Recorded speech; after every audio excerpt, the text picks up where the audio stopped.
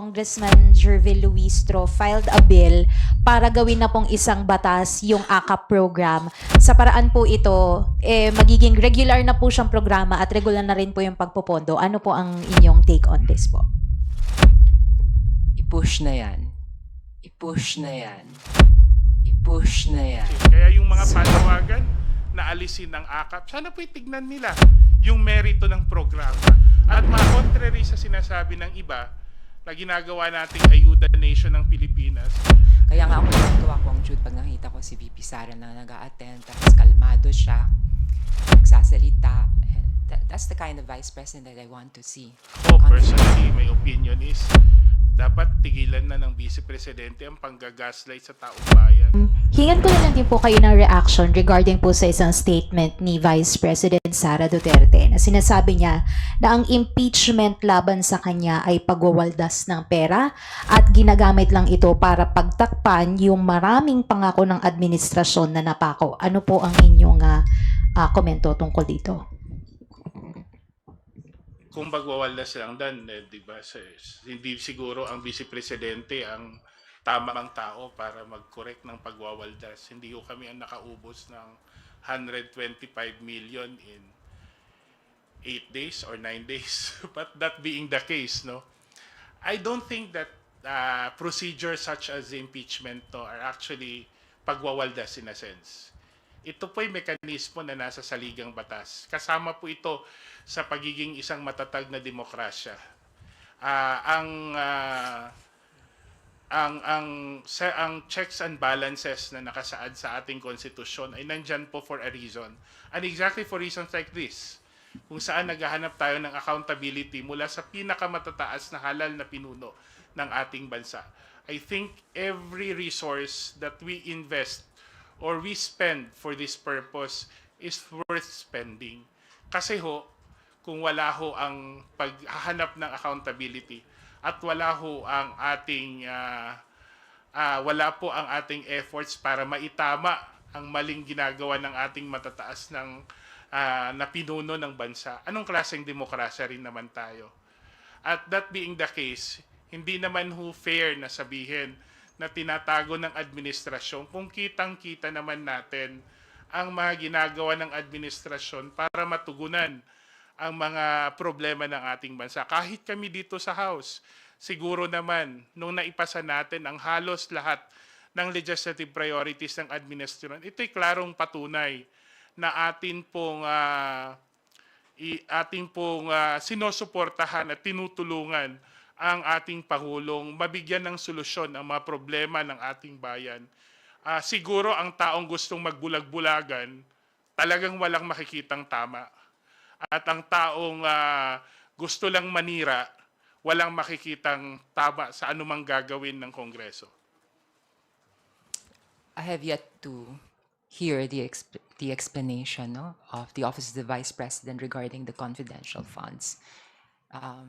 What could possibly constitute yung sinasabing pagwawaldas, no? So, nangyari na po itong impeachment processes even in the past, kay Justice Corona, I remember kay President Erap, no? Tapos si Justice Davide, maraming pangyayari. Are we to say na pagwawaldas din yun ng pera ng taong bayan? So, just let us do our work and we will see, no? That let the truth prevail. Yun lang po.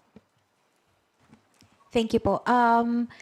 Isang question lang din po regarding naman po sa programa po ng ating pamahalaan. One of your colleagues po, si Congressman Jervil Luistro, filed a bill para gawin na pong isang batas yung AKAP program. Sa paraan po ito, magiging regular na po siyang programa at regular na rin po yung pagpopondo. Ano po ang inyong take on this po? I-push na yan. Support ko yan 100%. Nakita naman kahit sa aming distrito ang tulong na naibibigay sa mga pamilyang on the verge of poverty. Kasi sa ating mga existing programs like yung 4Ps, ang kinocover niyan yung sinasabing poorest of the poor. Pero sino ang umaagapay at tumutulong na sa mga pamilyang halos, hindi naman sasabing poorest of the poor, but nearly there. And we want to prevent them from sliding down.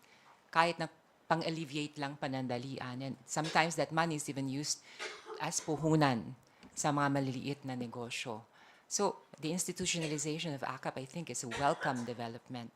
And I want to commend our colleague, Congresswoman Jinky Luistro, for this initiative. Madalas kong sinasabi na sa lahat po ng social amelioration program, isa po sa pinaka-epektibo at pinakamalaki ay ang return of investment ng ating gobyerno, itong AKAP. Bakit po? Contrary sa sinasabi ng nakakarami o marami, itong tinutulungan po ng AKAP, hindi po ito yung mga walang ginagawa, yung walang trabaho. In fact, ang basic na kailangan na requirement, kailangan kumikita. I think yung mga taong kumikita naman, nagtatrabaho, ngunit kinakapos lang ng konti sa kanilang pang-araw-araw, ay kinakailangang matulungan. No? We see their efforts, we see their productivity. In fact, we also see their contribution sa ating ekonomiya. Maliit man yung buwis sigurong binabayaran nila kumpara sa malalaking mga negosyante o malalaki, mas nakakataas sa ating lipunan. Pero hindi natin maipapasawalang bahala yung contribution nila. At sa tingin ko, itong pagkakataon na matulungan, katulad ng sinabi ni Congresswoman Roman, no? Itong pagkakataon na matulungan ang ating mga kababayang may kapusakita ay malaking bagay, lalong-lalo na sa kanilang pamilya dahil marami sa ito ay mga breadwinners. Diba? Ito talaga, breadwinners, and that goes a long way to amplify. At nagpapasalamat tayo kay Congresswoman Luistro na naisipan niyang mag-file ng bill at I think from on the part of Tingog Party List, no, buong-buo ang ating suporta sa institutionalization. At contrary sa sinasabi ng iba na ginagawa nating ayuda nation ng Pilipinas, gusto ko lang ituon ang atensyon nila. Yung kapitbahay nating bansa, ang Thailand, namigay din sila ng allowance na 10,000 baht sa halos lahat ng Thai nationals. Kasi naniniwala sila na kung maibibigay at may pamamahagi ang tulong na ito, hindi lang matutulungan yung individual at ang kanyang pamilya, kundi magkakaroon ito ng ripple effects sa maliliit na mga negosyante at sa kabuuan ng ekonomiya. Ito po yung isang parte ng AKAP na hindi natin nabibigyan pansin. At nakita po ito namin sa mga lugar po kung saan tayo nagkaroon ng malawakang pagbibigay ng ayuda. Nagkakaroon ho ng paglago ang mga small at medium enterprises. Kasi ho, tumataas ho ang purchasing capacity. Kahit papaano po, kung sa economics lang, the velocity of money, the volume of money, all contribute to a healthier economy. Wag ho nating, sobrang simplistic po, ng mga panukalang tanggalin natin kasi nagkakaroon ng dependency, tanggalin natin kasi ayuda lang yan. Hindi ho, meron siyang malaking macroeconomic impact na kailangan ma-appreciate. Kaya yung mga panawagan na alisin ang AKAP, sana po itignan nila yung merito ng programa at mapapag-aralan na hindi lang yung individual at yung kanyang pamilya ang natutulungan, pero buong lipunan, buong bansa po ang natutulungan nitong economic stimulus na dulot ng AKAP. Maaari ko sana idagdag na kami naman po dito sa Kongreso, we're very aware na this is a stopgap measure. Hindi naman namin pangarap na buong buhay nakaasa sa AKAP ang ating mga mamamayan. We're very well aware na ito ay tulong, pantawid. But gusto ko ring i-assure ang ating mga kababayan na kami po sa Kongreso, pagdating po sa mga mas malalim at mas long-term na pagbabago para magkaroon po ng progreso sa ating ekonomiya, sa pamamagitan po ng pag-attract ng more investors, sa pagtulong po sa ating mga magsasaka, sa pag-agapay po sa mga small and medium-scale industries. Lahat po yan ginagawa namin dito sa House of Representatives. Kaya nga nag-amyenda tayo dun sa Rice Tariffication Law para tulungan ng ating mga farmers. We want to create an investor-friendly climate. Kaya nga we want to establish the rule of law. Kasi isa sa mga complaint ng ating mga investors, yung arbitrariness na sinasabi nila na that the law is applied selectively. Hindi po tama, hindi po totoo yan. Nais nating patunayan. And of course, lahat po ng legislative agenda ng ating Pangulo na may kinalaman sa ekonomiya, kami ay naipasa na namin dito sa House of Representatives. Which begs the question, sa Senado, So maybe ito'y pananawagan din sa ating mga kaibigan sa Senado. Tulong-tulong tayo, ha? Para bukod sa AKAP, meron din tayong naipapasang mga economic policies na mas mahaba ang mga epekto sa ating ekonomiya at sa ating bansa. Thank you. Moving on, we have Isa Abendaño Omali from GMA-DCBB for the next questions. Hello po. Good afternoon. Meron pong statement si Senate President Cheese Escudero na nakiusap po siya, yun na lang pong gamit nating term, nakiusap po siya sa mga senador na i-avoid na magsalita about impeachment versus sa VP Sara Duterte. Dito po ba sa House, meron din po ba ganong instruction si House Speaker Romualdez na wag munang magsalita or iwasan muna magsalita regarding po sa impeachment? Walang ganyang directive mula sa House leadership, no? Galing kay Speaker. If I were to describe yung dynamics ng pagtatrabaho namin dito sa Kongreso, the Speaker has always allowed us to do our work. Freely, walang pagbabanta, walang pananakot, And I think this serves well, the institution, no? We want to reaffirm yung ating mandate. And of course, ang sabi ng Constitution, kailangan namin i-process to. Inevitably, mapag-uusapan din yun, palagi ko kaya nabanggit ni Senator Cheese Escudero, no, na sinabihan niya yung mga senador na wag pag-usapan. Kasi eventually, kung magpa-prosper itong impeachment case, sila ang mag-act as judges. So as judges, you cannot preempt or show any kind of inclination or tendency. You have to be independent. So I think that's just an advice for the senators to be cautious with whatever they say. Hindi naman dahil yan pagkital sa kanilang freedom of speech, pero that's just prudence, no? At ginagawa rin naman to sa ating judiciary. Naintindihan at ginagalang ho natin yung patnubay ng ating Senate President. At to be honest, I totally agree with the Senate President that the senators as senator judges, if in case the impeachment trial prospers, should refrain from making statements as a matter of responsibility, as a matter of personal judgment. And I think in that light, kami din sa Kongreso, hindi na siguro kailangan sabihin ni Speaker. Siguro maintindihan na rin namin yung gravity, yung halaga ng role na aming gagawin bilang part ng mag-aaral o magsusuri sa impeachment complaint na mas makakabuti sa proseso na ilagay sa lugar at ilagay sa tama ang aming mga komento. Thank you. Billy Vegas from Abante and Politico. You're recognized. Magandang tanghali po. Hingi lang po sana ng reaction doon sa sinabi ni BP na ginagaslight daw po siya ng House. Sa totoo lang, lahat naman tayo naririnig ang mga sabi ng ating Vice President. Ako, personally, my opinion is dapat tigilan na ng Vice Presidente ang panggagaslight sa taong bayan. Mitong mga nakarang araw, halos ang mga statement ng Vice Presidente, mula sa sinabi niyang siya yung inaapi, sinabi niyang siya ang threaten, sinabi na dapat siya na ang presidente noong 2022. I think these comments have no place in a mature democracy, much more among professionals at public servants at that. Dapat hindi sana ganito.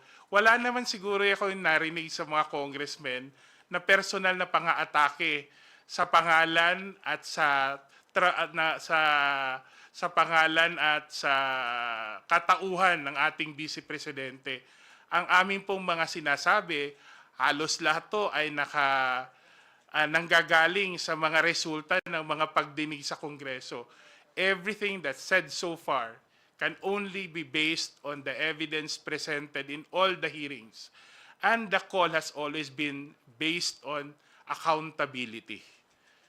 Tayo po lahat ay mga halal na lingkod bayan at hindi ho pang gagaslight ang sabihing ginagawa mo ba ng tama ang inyong trabaho.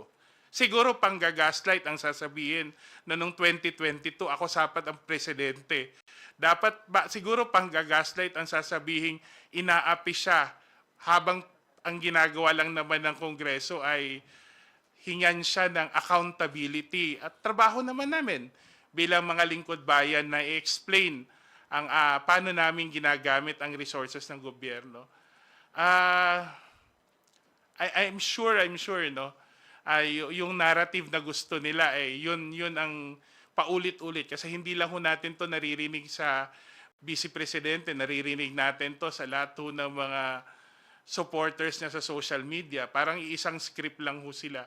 At sana ho, apila namin sa taong bayan, wag ho tayo magpapaloko sa ganitong mga salita. Hindi tayo, tignan ho natin yung ebidensya, pakinggan ho natin yung ginagawa sa mga pagdinig. At together siguro, let's all demand accountability from our elected officials. All these claims, no, na keso inaapi, keso ginagaslight, o kahit merong pagbabanta sa kanyang buhay, para sa akin, are all distracting from the real issues here. Trabaho lang po. Merong Quadcom na nag-represent ng mga valid questions in the most intelligent and polite way. And I've seen that vis-a-vis the ways the investigative committees were carried out, no, in the past administration.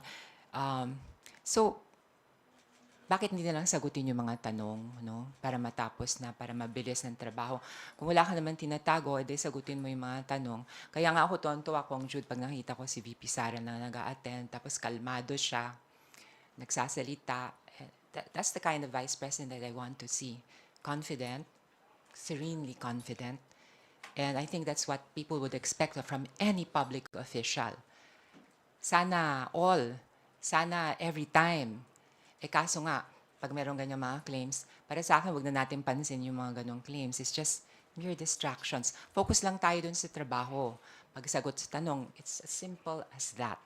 Kung wala naman tayong tinatago, edi sagutin natin. Of course, I do not know what is hindering them from answering these questions, and that they have to resort to these ludicrous claims, out of this world.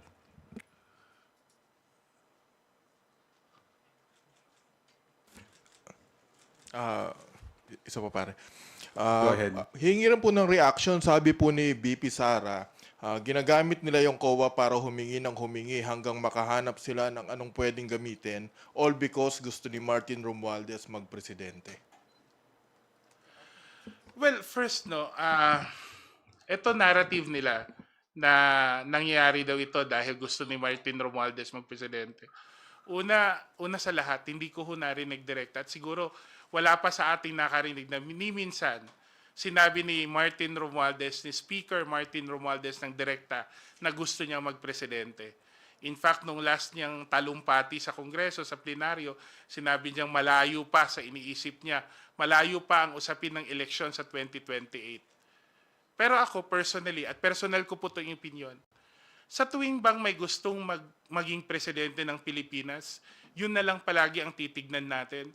Hindi ba dapat ang katanungan natin, may kakayahan ba to? May kaalaman ba to? May karanasan ba to para maging pinuno ng ating bansa? Di ba dapat hindi sa social media, hindi sa pangungutya natin dadaanin, kundi tignan natin ang performance ng isang public servant? At kami, ako personally, bilang leader namin sa Kongreso, nakita ko po kung paano magtrabaho ang ating Speaker Martin Romualdez. At siguro kung kakayahan at kaalaman at karanasan lang din ang pag-uusapan, alam na ho natin ang kasagutan. Kung didiretsuhin ko lang ho, kung tatanungin ko anong nagawa ng Vice Presidente nung siya'y kalihim ng edukasyon, siguro nakita naman natin, hindi lang ho sa pagdinig sa good government, kundi kahit sa Appropriations Committee na oversight, malaking pagkukulang po nung siya'y umupong Secretary of Education. Let's call a spade a spade. Hindi ho ang ambisyon ng tao ang dapat maging katanungan natin. Ang tanong dapat natin, may kakayahan ba? May kaalaman ba? May karanasan ba? Ang isang Pilipinong nagmamahal sa bansa para ilahad ang kanyang sarili bilang pinuno ng ating bansa. Yan po dapat ang pag-iisip at sinasagot natin araw-araw. Tungkol naman po sa mga dokumentong nanggagaling sa COA, kanino ba galing yung mga dokumento na yun? Di ba galing din yan sa Office of the Vice President? Eh, ba't nila kinahihiya kung lalabas sa publiko sa pamamagitan ng Quadcom? Now, tungkol naman dun sa sinasabing pangarap ni Speaker Martin Romualdez na maging presidente, ang tanging taong napapakinggan kong who's very open about her ambitions to become president is the VP. And of course, karapatan niya yon. She has even claimed na sa kanya na yun as early as 2022, when in fact, nobody can own the position of the presidency. Ito ay pinahiram lamang sa atin ng taong bayan. And it's the same with us na nasa Kongreso. Hindi po namin yan pag-aari by entitlement. Kami po, we try to convince the people, and kung nagugustuhan kami, ipagkakatiwala sa amin ng aming mandato, and kinikilala po natin yan. Let us remember, it is not ours by entitlement, ang pagiging Pangulo or not. Sabi kahapon ni Rep. Pam Zamora, ito ay by destiny. And may I add, it is because of the people's mandate. Power emanates from the people. So hindi po pwedeng sabihin akin yan o sa'yo yan. Bakit? Diba? Wala namang basihan yun.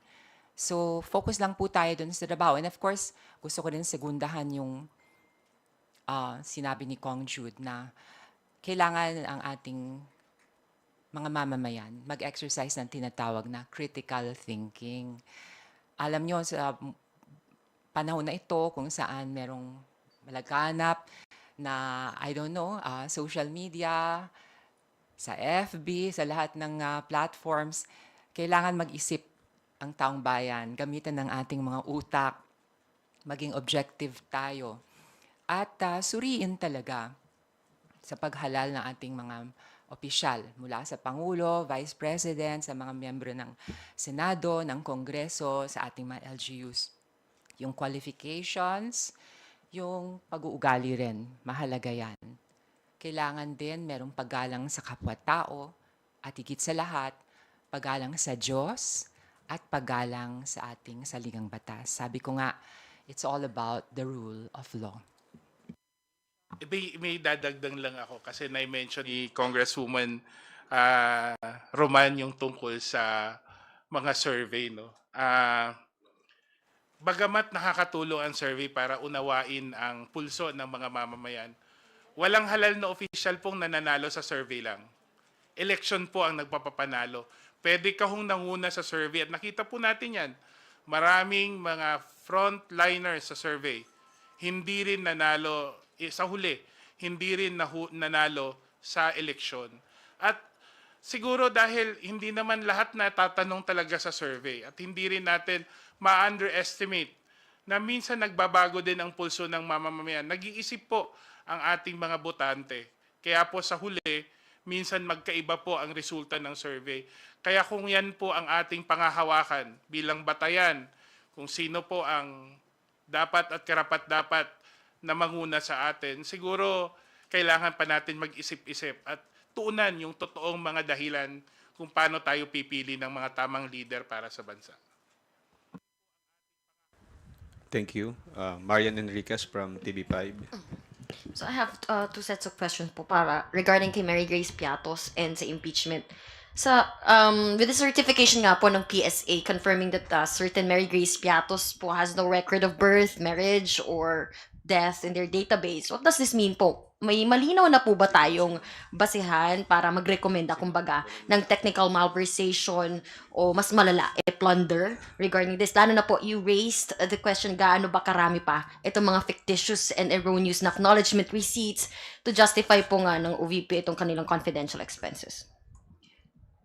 Ang Quadcom naman cannot act as prosecutions, no? Health Prosecutor's Office. Hindi naman po, iba po yun. So, bahala na po ang Prosecutor's Office kung magfa-file ito ng charges. Ano. So, ang implications nga nun is simple. Sheer logic would tell you na kung walang Mary Grace Piatos, lahat ng dokumentong pinirmahan ni Mary Grace Piatos ay huwad at hindi makatotohanan. Ano. And in the bigger scheme of things, kung merong ganyang irregularity, siguro kailangan pa nating suriin yung mga ibang dokumento na nag-justify ng mga expenses, no, incurred by the Office of the Vice President, no? So matatanong mo rin yung mga ibang rin nagpirma ba ay totoong tao ba? Talagang mapapatanong ka eh. So yan, patuloy palagay ko ang investigation sa Quadcom, no? Para alamin yan. Pero nakakalungkot. Yung dishonesty factor, bakit may ganon?